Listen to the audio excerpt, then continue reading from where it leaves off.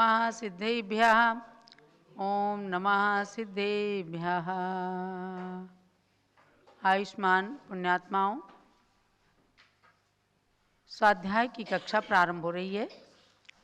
गोमठ सार जीवकांड सार का मंगलाचरण के साथ अध्ययन प्रारंभ किया जाता है।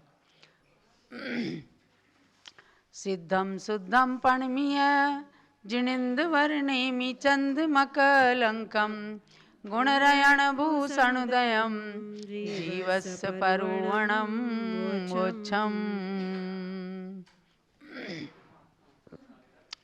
जीव द्रव्य की प्ररूपणा करने के लिए आचार्य श्री नेमिचंद सिद्धांत चक्रवर्ती ने मंगलाचरण के साथ अपने लक्ष्य के अनुसार 14 मार्गणा और गुणस्थान, जीव समास, पर्याप्ति, प्राण, संज्ञा और उपयोग, इनको 14 मार्गणाओं के साथ जोड़ा तो 20 प्ररूपणाएँ हो गईं।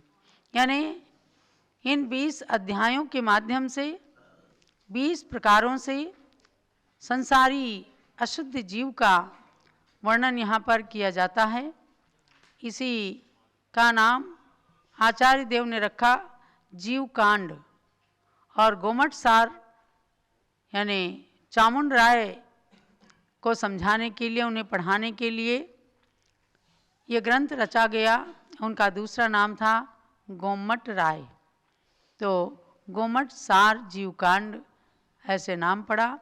और उस जीवकांड ग्रंथ में से 734 गाथाओं में से 173 गाथाओं का संकलन करके पूज्य माता जी ने आपके लिए जीवकांड का अध्ययन बिल्कुल सरल बना दिया है।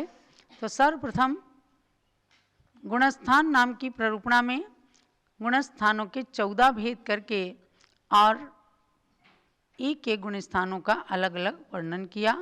मिथ्यात्व गुणस्थान, सासादन गुणस्थान, मिश्र गुणस्थान, अविरत सम्यक दृष्टि गुणस्थान, इनकी बातों को आप पढ़ चुके हैं कि अनंतानुबंधी कषाय का उपशम क्षय क्षयोपशम होने से इस जीव को सम्यक दर्शन की प्राप्ति होती है।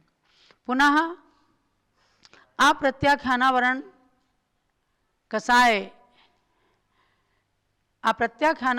कषाय के उपशम क्षय क्षयोपशम से ये जीव 5वें गुणस्थान में यानी कि देश व्रत में आता है और वहाँ पर उसका देश संयम पालन होने के कारण इस गुणस्थान का नाम है देश विरत गुणस्थान। दूसरा नाम है वीरता विरत गुणस्थान। तीसरा नाम है देश संयत गुणस्थान। तो तीनों के अर्थ एक ही हैं। आपने 14वीं गाथा के माध्यम से जाना कि यहाँ पर प्रत्याख्यानावरण कषाय का उदय रहने से पूर्ण संयम, सकल संयम नहीं हो पाता, किंतु यहाँ इतनी विशेषता है कि अप्रत्याख्यानावरण कषाय का उदय न रहने से एक देश व्रत होते हैं। समझे ना? प्रत्याख्यानावरण कषाय का उदय होने के कारण सकल संयम अन्य मुनियों के पालन रूप संयम नहीं हो पाता, और अप्रत्याख्यानावरण कषाय का उदय न रहने के कारण एक देश व्रत हो जाते हैं, यानी कि 5 पापों का एक देश त्यागी ये जीव हो जाता है और तब उसका ये गुणस्थान बनता है। अतएव गुणस्थान का नाम देश व्रत या देश संयम है। बस इसी को 5वां गुणस्थान कहते हैं, क्योंकि प्रत्याख्यान का अर्थ है त्याग, पूर्ण त्याग, और उसके ऊपर आवरण डालने वाली प्रत्याख्यानावरण कषाय है। चाहे क्रोध, मान, माया, लोभ, ये 4 प्रकार की प्रत्याख्यानावरण कषाय हैं। इनसे ये इस जीव के सकल संयम रूप जो भाव होना चाहिए उन पर आवरण पड़ जाता है, इसलिए इस कषाय का नाम भी है प्रत्याख्यानावरण। भले ही गाथा के अंदर पच्चखान उदयादो प्रत्याख्यान उदयात कहा है, लेकिन प्रत्याख्यान शब्द से प्रत्याख्यानावरण को पूरा ले लेना। तो इस प्रकार से यहाँ पर एक देश संयम और चारित्र की अपेक्षा यहाँ पाया जाने वाला क्षयोपशमिक भाव, ये दो बातें सूचित हो जाती हैं। माने अप्रत्याख्यानावरण कषाय का अभाव होने के कारण देश चारित्र हो गया और प्रत्याख्यानावरण कषाय का उदय होने के कारण अभी सकल चारित्र नहीं हुआ। तो इन दो बातों की सूचना इसमें मिल जाती है, क्योंकि तृतीय कषाय का मतलब प्रत्याख्यानावरण कषाय, इसके उदय का मुख्यतया उल्लेख जो है आगे की गाथाओं में किया गया है कि अनंतानुबंधी और अप्रत्याख्यानावरण इनकी चतुष्क यानी 8 कषाएं इसके उदय के अभाव को व्यक्त करता है। यानी पंचम गुण स्थान में अनंतानुबंधी कषाय नहीं रहती और अप्रत्याख्यानावरण कषाय नहीं रहती है। यानी अनंत अनंत भवों का बैर बंधान पंचम गुण स्थानवर्ती कभी भी नहीं करता। तब हम इस देश संयम गुणस्थान से आगे चलकर छठे गुणस्थान में आते हैं, जिस गुणस्थान का नाम है प्रमत्त विरत। यहीं से अब मुनियों के गुणस्थान शुरू होते हैं। अभी तक जो हमने 5 गुणस्थानों की बात पढ़ी तो वह गृहस्थों में, संसारी जीवों में, छद्मस्थों में विशेष रूप से हुआ करते हैं और मिथ्यात्व गुणस्थान तो मिथ्या दृष्टि को ही होता है। तो अब हम चलते हैं छठे गुणस्थान की ओर। संजलन नो कसाया नुदयादो संजमो हवे जम्मा मल जनन पमादो विय तम्माहु पमत्त वीर दोषो। एक साथ पढ़िएगा। संजलन नो कसाया नुदयादो संजमो हवे जम्मा मल जनन पमादो विय तम्माहु पमत्त वीर दोषो। संज्वलन नो कषायाणामुदयात् संयमो भवेद्यस्मात् मल जनन प्रमादोऽपि च तस्मात् खलु प्रमत्त वीरतः सः। अब छठे गुण स्थान में संज्वलन कषाय यानी संज्वलन कषाय ने आपने जान लिया है कि कषाय के 16 भेद हैं। अनंतानुबंधी क्रोधमान माया लोभ, अप्रत्याख्यानावरण क्रोधमान माया लोभ, प्रत्याख्यानावरण क्रोधमान माया लोभ और संज्वलन क्रोधमान माया लोभ। तो संज्वलन कषाय किसे कहते हैं?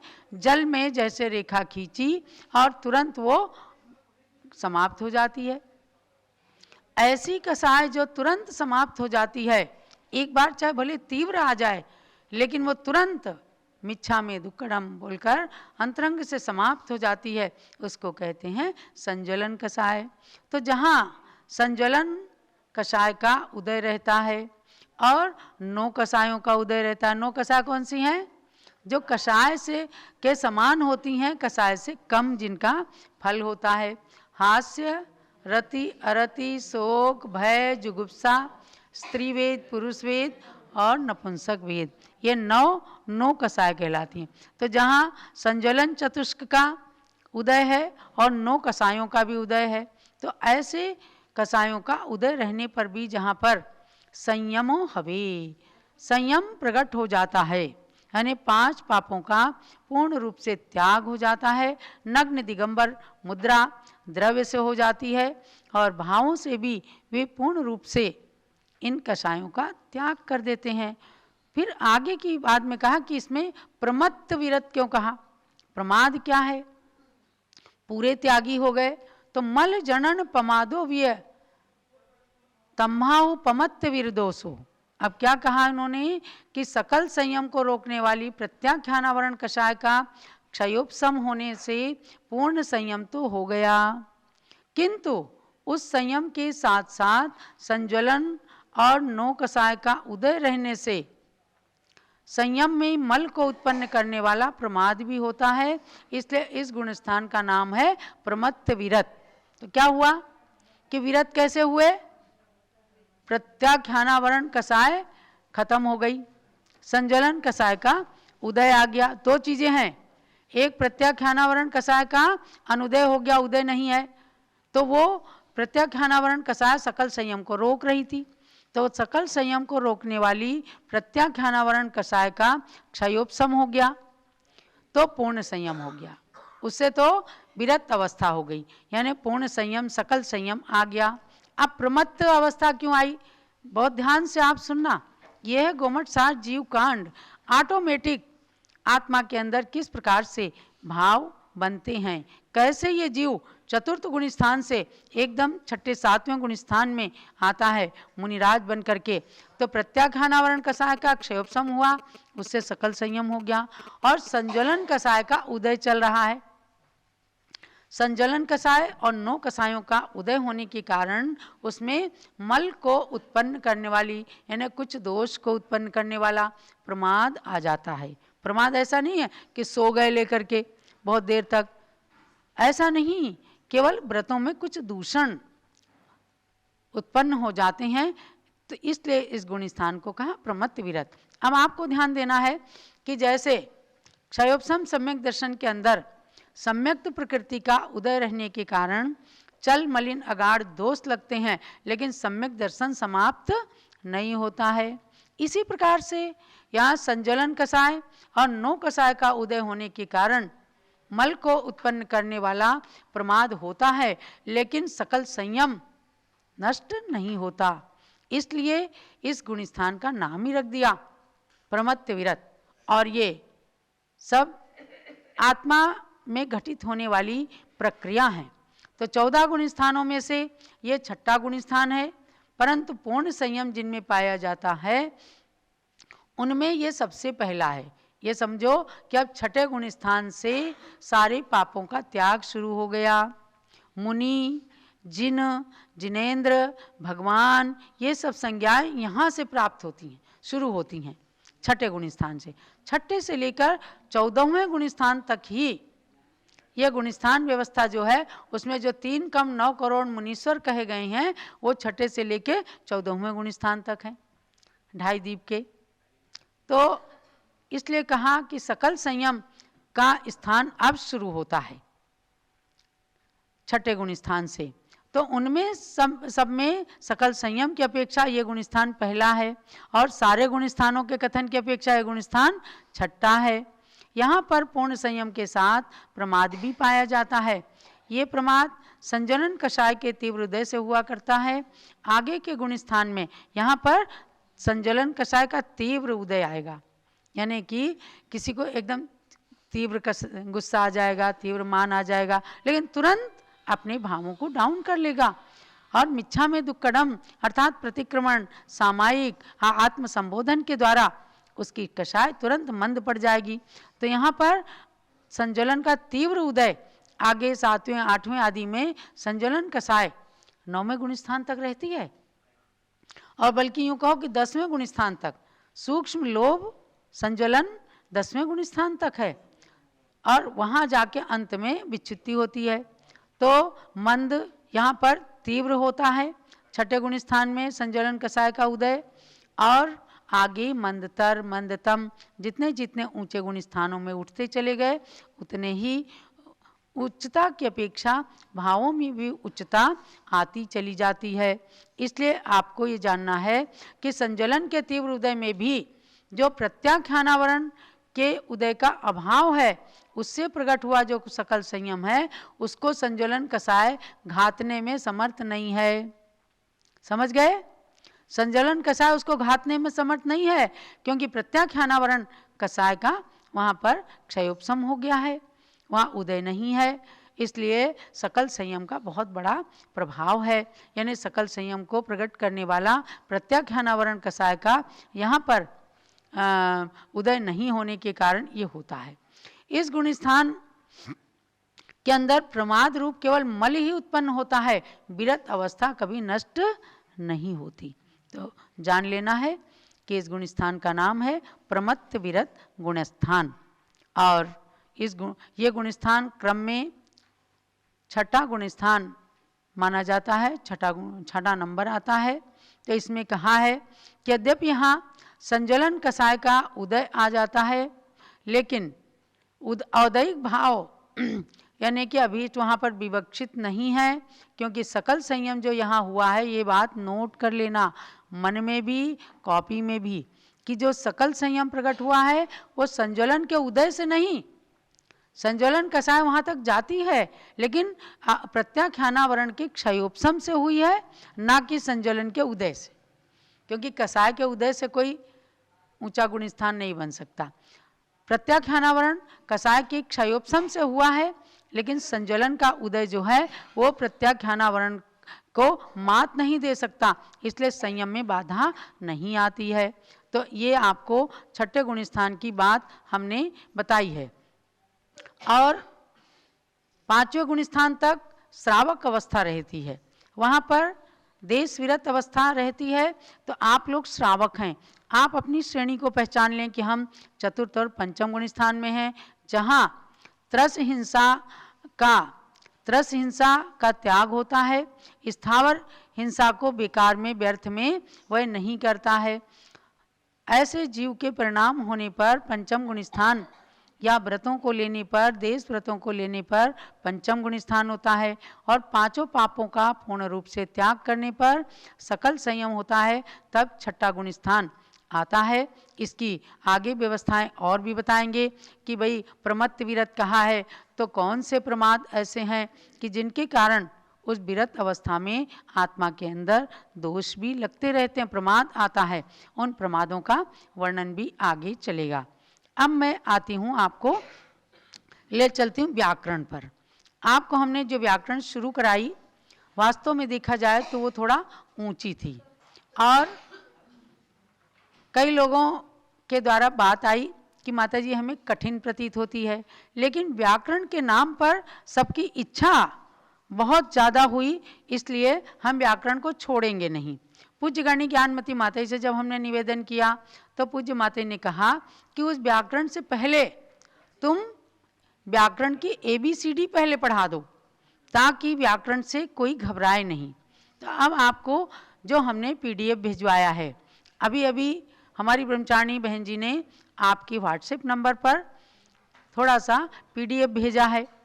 तो सरल संस्कृत शिक्षा जो पूज्य माता जी ने ही हमें व्याकरण के अंदर से निकाल करके दिया है कि आप प्रारंभिक ज्ञान पहले व्याकरण का प्राप्त कर लें, फिर उसके बाद में हम थोड़ा कठिन वाली व्याकरण पर चलेंगे। तो अब आप आए कि व्याकरण को जब हम प्रारंभिक ज्ञान शुरू करते हैं, सरस्वती माता से एक बार वरदान मांग लीजिए। सरस्वती नमस्तुभ्यं वरदे कामरूपिणी विद्यारंभं करिष्यामि सिद्धिर्भवतु मे सदा। हे सरस्वती माता, आपके लिए बारंबार नमस्कार है।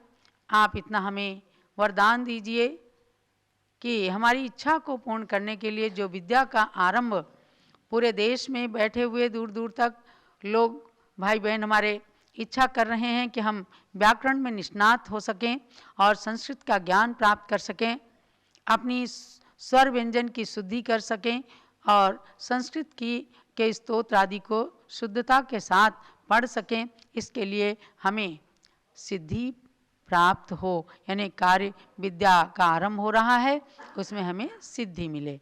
तो अब सबसे पहले आपको जानना है कि व्याकरण के अंदर विभक्तियाँ आती हैं।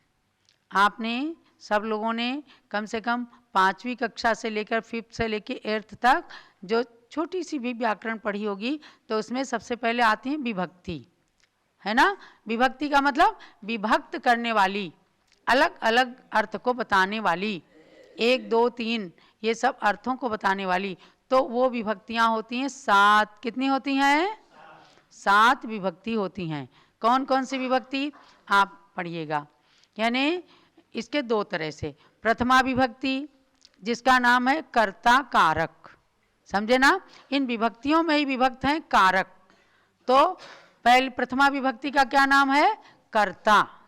कर्ता माने करने वाला, तो उसका अर्थ है ने। जैसे मैंने किया, तुमने दिया, ये कर्ता है। या भगवान को नमस्कार हो, या मैं खाना खाता हूँ या मैं पढ़ाई करता हूँ, तो ये कर्ता हुआ, और करता हूँ ये क्रिया हुई। तो कर्ता, कर्म और क्रिया, किसी भी वाक्य को बनाने के लिए या जानने के लिए कर्ता, कर्म और क्रिया 3 चीज़ें होती हैं। तो पहले कर्ता को जानते हैं। प्रथमा विभक्ति कर्ता। तो कर्ता की पहचान क्या है? ने। हमने किया। हम भगवान के दर्शन करने जाते हैं, हम व्याकरण पढ़ते हैं। तो ये हम या मैं या वह या कोई अदर पर्सन, ये हो गया कर्ता। इसकी पहचान है ने। हमने, तुमने, उसने, ऐसी इसकी पहचान है। अब आती है द्वितीया विभक्ति, उसको कहते हैं कर्म। क्या कहते हैं? कर्म। इसकी पहचान क्या है? को। हमने पुस्तक को पढ़ा, तो इसमें कर्म पुस्तक को हो गया। समझे ना? आगे इसकी और डिटेल हम बताएंगे। तो पहले आपको ये विभक्तियां याद करनी पड़ेंगी। कर्ता, कर्म, करण, संप्रदान, अपादान, संबंध, अधिकरण और संबोधन। जिनके पास पीडीएफ पहुंच गया है उसको आप लोग देखिए, और जिनके पास नहीं पहुंचा है आप अपने व्हाट्सएप से जुड़ जाइए। नंबर दे दो जूम के चैट बॉक्स में, और उससे आप कांटेक्ट करके और इसका पीडीएफ मंगा लेना। तो प्रथमा विभक्ति कर्ता, द्वितीया विभक्ति कर्म, तृतीया विभक्ति करण, चतुर्थ विभक्ति संप्रदान और पंचमी विभक्ति अपादान, षष्ठी विभक्ति संबंध, सप्तमी विभक्ति अधिकरण, और आठवां एक होता है संबोधन। हे भाई, हे सीता, हे राम, हे धर्म, ऐसे जो हे रे भो अरे, उनको संबोधन कहते हैं। तो अब आपको कर्ता की पहचान ने, कर्म की पहचान को, करण की पहचान ने, से, के द्वारा या कारण से। मेरे द्वारा दान दिया गया, मेरे द्वारा पुस्तक पढ़ी गई, तो ये करण की पहचान है तृतीया विभक्ति की। संप्रदान चतुर्थी विभक्ति है, उसकी पहचान क्या है? के लिए, उसके लिए दान दिया, उसके लिए पुस्तक दी, तो ये चतुर्थी विभक्ति की पहचान है। और पंचमी विभक्ति अपादान, उसे कहते हैं से, कारण। पेड़ से पत्ता गिरा, मंदिर से हम वापिस आए, समझे? तो से जिसमें अर्थ निकलता है उसमें पंचमी विभक्ति लगती है। ऐसे षष्ठी विभक्ति का नाम है संबंध, तो उसको का, की, के। उसकी पुस्तक है, मेरी पुस्तक है, तो उसमें तस्य, अस्य, मम, ये ऐसी विभक्तियां आगे हम आपको बताएंगे। अभी तो केवल विभक्तियों की पहचान करना है कि जानना है विभक्तियां 7 होती हैं। तो षष्ठी विभक्ति बताई का, की, के, इसकी पहचान है, इसका नाम है संबंध कारक, इसे कारक भी कहते हैं। और सप्तमी विभक्ति है अधिकरण। अधिकरण में, पे, पर। मंदिर में तो मंदिरे, ऐसे वाक्य बनेंगे। घड़े में सामान रखा है, पुस्तक में ज्ञान है, तो ऐसे ही ये अधिकरण विभक्ति होती है, उसकी पहचान होती में, पे, पर। छत पर जाना है, मंदिर के ऊपर जाना है, ये सब अधिकरण का काम है। संबोधन, संबोधन एक वचन होता है, लेकिन उसकी पहचान क्या होती है? हे, भो, रे, अरे, अये, हे सीते, ऐसे कई संबोधन आप पुराणों में पढ़ते होंगे ना। अरे भाई यहाँ आओ, इस प्रकार के संबोधन किए जाते हैं। तो इस प्रकार से 7 विभक्ति और एक संबोधन, इनको कारक बोलते हैं। तो आपने इन 7 को पढ़ लिया है, इसको याद करना। कर्ता, हम बचपन में हम ऐसे इसको याद करते थे। कर्ता ने कर्म को करण से, संप्रदान के लिए अपादान से, संबंध काकी के, अधिकरण में पेपर, संबोधन रे भो अरे, ऐसे करने से तीनों चीज़ें एक साथ याद हो जाती है। अमरचंद याद है? ऐसे ही तो याद किया जाता था। हाँ, क्योंकि जो अनिवार्य संस्कृत होती है प्रारंभ में इसी प्रकार से पढ़ाते हैं। तो आपको अब समझो कि व्याकरण का प्रारंभिक ज्ञान कराया जाता है। जैसे किसी बच्चे को पढ़ाते हैं ए फॉर एप्पल, तो ऐसे ही अब आपको कर्ता, कर्म, करण, इन विभक्तियों के द्वारा व्याकरण शुरू की जा रही है, ताकि जब आप उसमें थोड़ा निष्णात हो जाएं, उसके बाद में वो व्याकरण जो हमने शुरू कर दी थी, ये तो हमारे संघ में चलती है। सभी आरिका वर्ग, हमारी ब्रह्मचारी वर्ग इसको पढ़ते हैं, क्योंकि हम लोगों को ऐसा ज्ञान भी प्राप्त करना होता है कि हमारी जड़ अच्छी बन जाए, ताकि हम संस्कृत के टीकाओं को समझ सकें और संस्कृत से हिंदी अर्थ कर सकें। हमारे यहाँ प्रतिदिन संस्कृत से स्वाध्याय होता है, मूलाचार का है, षटखंडागम का है। तो उसमें जब तक हम उस व्याकरण को नहीं जानेंगे तब तक हम उसका अर्थ नहीं कर सकते और ना उसका अर्थ समझ सकते हैं। तो इसलिए जब आपको भी वैसी तत्परता या वैसा थोड़ा सा निष्णात हो जाएंगे, तब हम आगे की व्याकरण में ले चलेंगे। मैं समझती हूँ कि आज के इस निर्णय से आप सबको बहुत अच्छा लग रहा होगा और प्रारंभिक ज्ञान से उच्च ज्ञान तक चल करके और संस्कृत व्याकरण में आप परिपक्वता प्राप्त करेंगे। कल हम अगले पेज पर आएंगे कि किस प्रकार से कर्ता की सातों विभक्तियां जिन शब्द में कैसे लगती हैं। तो यहीं पर आज के स्वाध्याय को हम विराम देते हैं। लगातार आप पढ़ते रहिए। अब बहुत सरल संस्कृत आपके सामने प्रस्तुत हो गई है, इसलिए और भी लोगों को आप कहना कि बिल्कुल सरल संस्कृत पढ़ने के लिए आ जाओ 3:30 बजे और प्रारंभ कर दो अपनी पुस्तक खोल करके। हम आपके पास ये पुस्तकें भी भेजेंगे और तब तक आपके पास जो PDF भेजा गया उसको आप खोल करके पढ़ें। अथ स्वाध्याय निष्ठापन क्रियाम श्रुतभक्ति कायोत्सर्गम करोम्यहम्। नमो सिताणम नमो आर्याणम नमो वज्रायाणम नमो लोये सव शतारि मंगलम अनंत मंगलम।